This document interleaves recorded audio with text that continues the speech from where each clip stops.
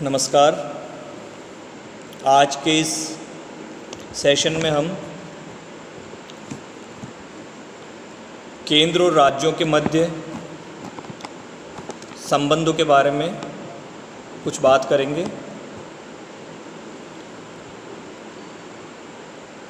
केंद्र और राज्य में मुख्यतः 3 प्रकार के संबंध हो सकते हैं: विधायी संबंध, लेजिस्लेटिव रिलेशंस, प्रशासकीय संबंध और वित्तीय संबंध।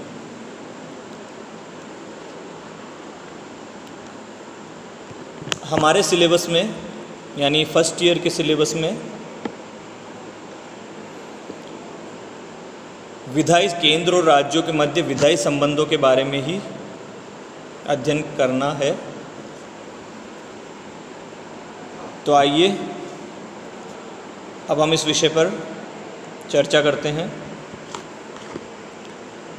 संघीय व्यवस्था की एक विशेषता होती है कि संघ और राज्यों में शक्तियों का विभाजन होता है। प्रत्येक सरकार अपने क्षेत्र में संप्रभु होती है, यानी सर्वोच्च होती है।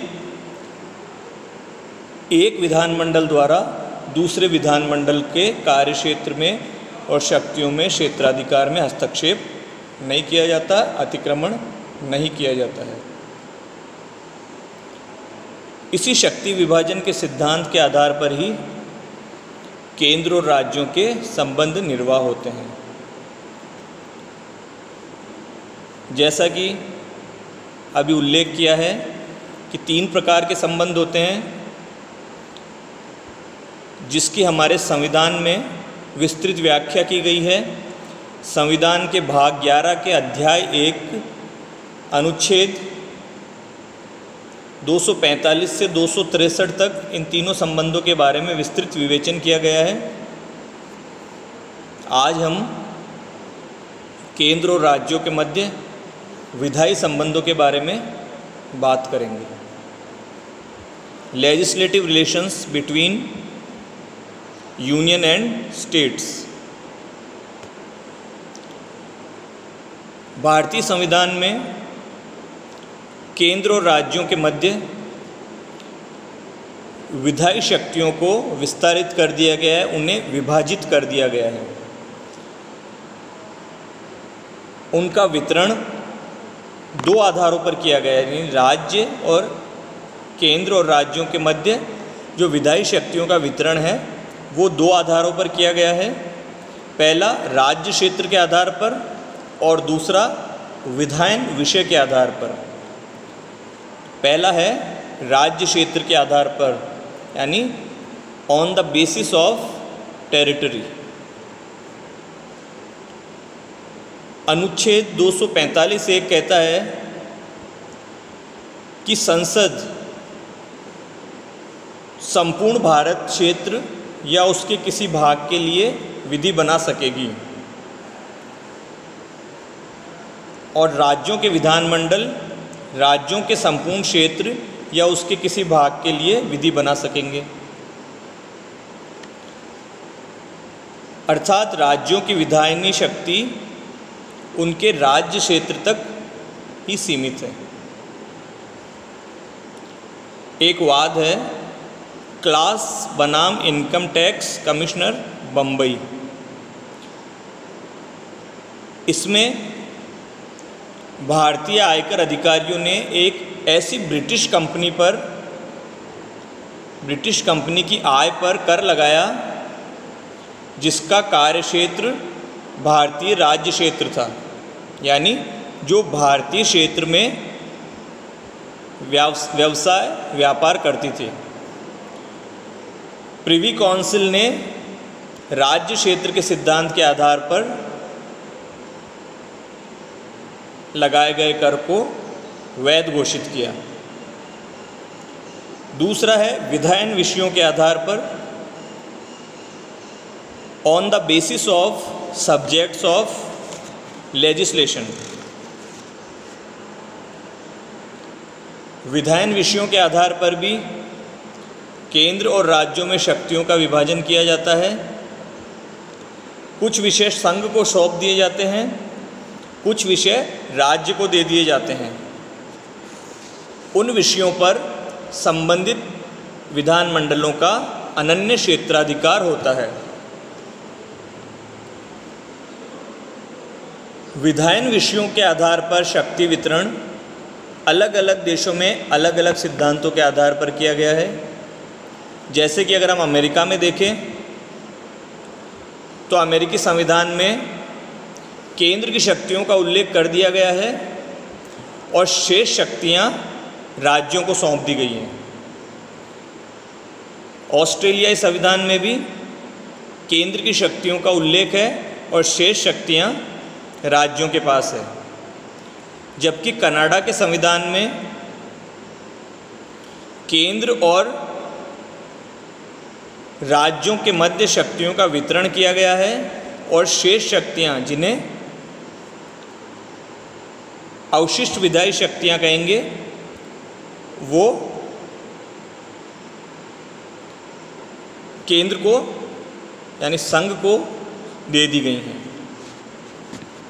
इसी संदर्भ में हम देखते हैं, अब आगे हम देखें 3 सूचियां, 3 लिस्ट्स। हमारे देश में कनाडा में अपनाई गई प्रणाली के आधार पर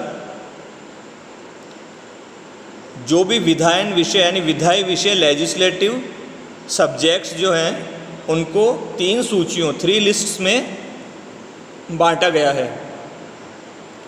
पहला है संघ सूची यूनियन लिस्ट, दूसरा है राज्य सूची स्टेट लिस्ट और तीसरा है समवर्ती सूची कॉन्करेंट लिस्ट। संघ सूची में राष्ट्रीय महत्व के विषय हैं, जैसे सुरक्षा, विदेश संबंध, युद्ध, डाकतार विभाग, रेल, मुद्रा, रिजर्व बैंक आदि। इनकी कुल संख्या 97 है। इस सूची में शामिल विषयों पर केवल केंद्र सरकार ही कानून बना सकती है। दूसरा राज्य सूची स्टेट लिस्ट। राज्य सूची में स्थानीय महत्व के विषय रखे गए हैं, जैसे सार्वजनिक व्यवस्था, पुलिस, न्याय प्रशासन, जेल, स्वास्थ्य, शिक्षा, कृषि, सिंचाई, वन आदि। इनकी कुल संख्या 66 है।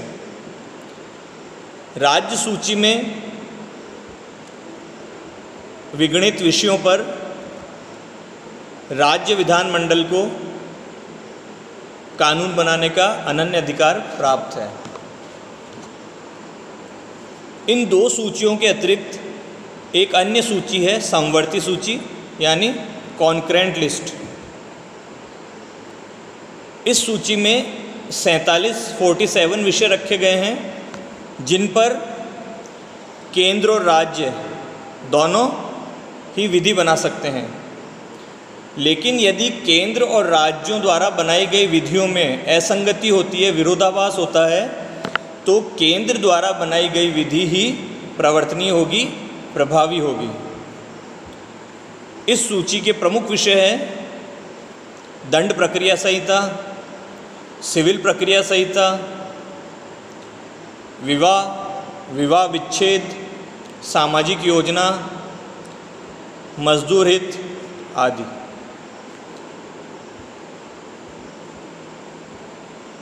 बयालीसवें संविधान संशोधन के द्वारा शिक्षा को राज्य सूची से निकालकर समवर्ती सूची में सम्मिलित कर दिया गया है।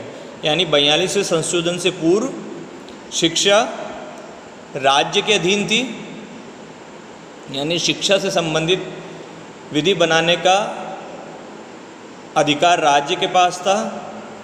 परंतु इस संशोधन के पश्चात इसे समवर्ती सूची में डाल दिया गया है, यानी इस पर राज्य और केंद्र दोनों विधि बना सकते हैं, और यदि दोनों द्वारा बनाई गई विधियों में कोई विरोधाभास होता है तो केंद्र द्वारा बनाई गई विधि ही प्रभावी रहेगी।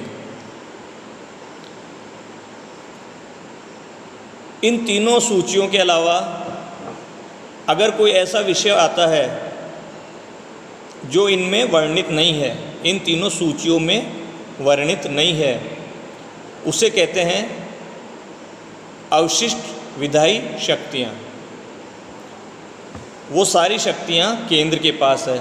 अनुच्छेद 248 अवशिष्ट विधायी शक्तियों के बारे में प्रावधान करता है।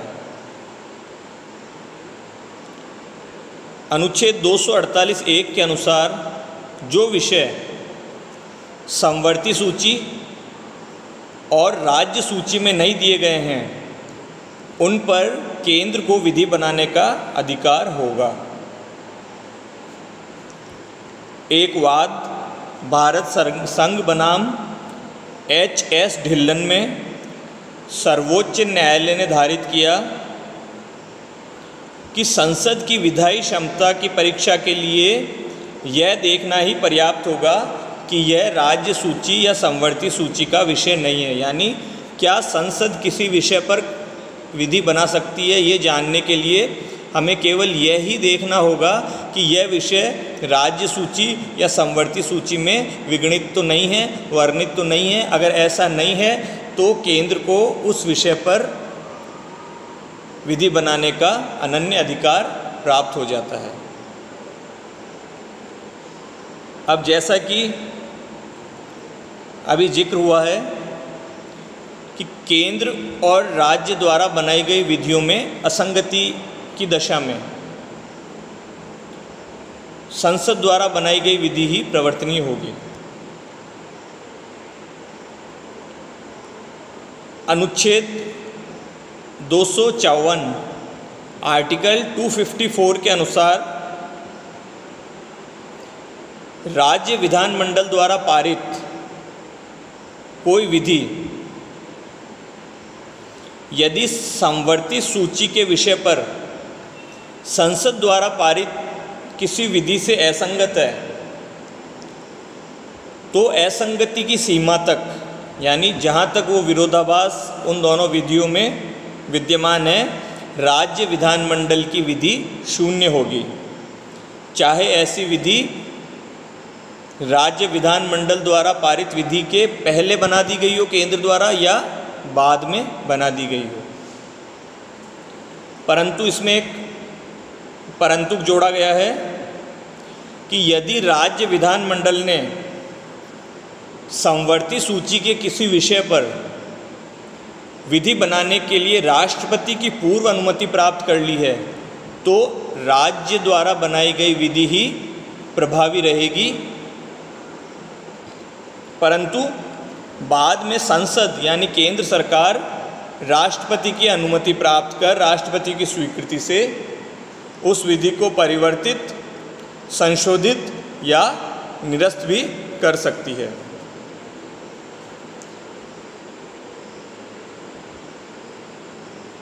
अब एक सिद्धांत आता है सार तत्व का सिद्धांत। एग्ज़ाम में शॉर्ट नोट में पूछ लिया जाता है सार तत्व का सिद्धांत, यानी पिथ एंड सब्सटेंस रूल। अनेक बार ऐसी स्थिति उत्पन्न हो जाती है कि एक विधानमंडल द्वारा बनाई गई विधि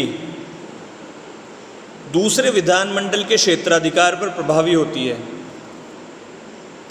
इस स्थिति से निपटने के लिए उस विधानमंडल के बनाए गए विधान को सार तत्व के सिद्धांत के आधार पर परखा जाता है। यदि सार रूप में वह विधान तथ्यतः दूसरे विधानमंडल के क्षेत्राधिकार का अतिक्रमण करता है तो उसे अवैध घोषित किया जा सकता है, परंतु यदि वह विधान विधानमंडल ने अपनी विधायी शक्तियों के अंतर्गत बनाया है तो उसे अवैध घोषित नहीं किया जा सकता। बनाए गए विधान यानी कानून के उपबंधों की विस्तार से जांच कर उसका प्रभाव देखा जाना आवश्यक है। इस संबंध में एक प्रमुख वाद है राजस्थान राज्य बनाम जी चावला, जिसमें ध्वनि विस्तार यंत्रों के प्रयोग पर रोक लगाते हुए राज्य सरकार ने कानून बनाया। उस कानून के प्रावधानों का उल्लंघन पर प्रत्यर्थी को दोषी पाया गया। प्रत्यर्थी का तर्क था कि यह विषय राज्य सूची का विषय न होकर संघ सूची की प्रविष्टि 31 के वर्णित दूरसंचार के विभिन्न संसाधनों के बारे में संबंध रखता है। उच्चतम न्यायालय ने सार और तत्व के सिद्धांत के आधार पर अधिनियम के प्रावधानों का विस्तार से विवेचन कर यह निर्णय दिया कि सार तत्व के सिद्धांत पर विवादित विधान राज्य सूची की प्रविष्टि 6 लोक स्वास्थ्य के अंतर्गत है, अतः वैध है। अब एक बिंदु आता है कि राज्य द्वारा, माफ कीजिएगा, राज्य सूची के विषयों पर विधि बनाने की संसद की शक्ति, यानी राज्य सूची में जो वर्णित विषय हैं उन पर राज्य विधानमंडल विधि बनाता है। लेकिन कुछ परिस्थितियां ऐसी है जब संसद राज्य सूची में वर्णित विषयों पर विधि बना सकता है। उनमें पहली है राष्ट्रहित, नेशनल इंटरेस्ट।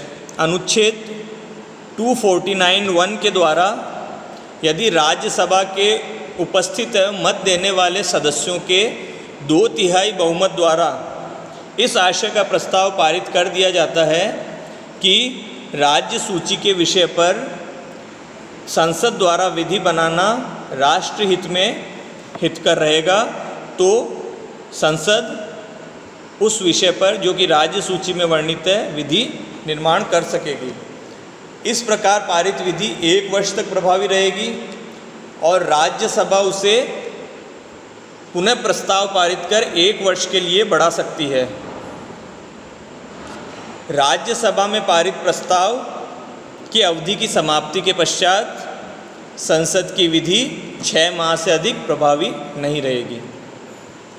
दूसरा, आपात घोषणा की स्थिति में अनुच्छेद 250 के अंतर्गत संसद संकट काल में यानी आपात स्थिति में संपूर्ण भारत राज्य क्षेत्र या उसके किसी भाग के लिए राज्य सूची के विषयों पर विधि बना सकती है और संसद द्वारा बनाई ऐसी विधि आपात समाप्ति के 6 माह पश्चात प्रभावी नहीं रहेगी।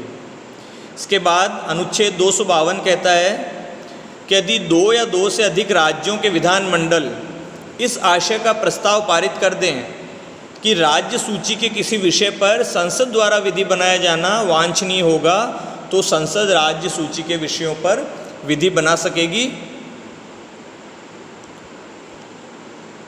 दूसरे राज्य जिन्होंने ऐसा प्रस्ताव पारित नहीं किया है वो भी बाद में ये प्रस्ताव पारित कर उस विधि को, अगर वो समझते हैं कि उस राज्य के लिए वो हितकर है, तो अंगीकार कर सकेंगे, स्वीकार कर सकेंगे। ऐसी विषयों का समापन या संशोधन, परिवर्तन, निरसन ये संसद ही कर सकेगी। अनुच्छेद 253 के अनुसार अंतर्राष्ट्रीय संधियों के प्रवर्तन के लिए भी विधि बनाने की शक्ति संसद को प्राप्त है। और अनुच्छेद 356 के अनुसार अगर राज्य में संवैधानिक तंत्र असफल हो जाता है तो आपात उद्घोषणा के पश्चात राष्ट्रपति राज्य विधानमंडल की शक्तियों को संसद के अधीन कर देता है। उन उक्त परिस्थितियों में राज्य विधानमंडल की शक्तियां समाप्त नहीं होती है, किंतु इन विशेष परिस्थितियों में शक्ति विभाजन के सिद्धांत को राष्ट्रहित, आपातकाल या राज्यों की सहमति से कुछ समय के लिए निलंबित किया जा सकता है। धन्यवाद।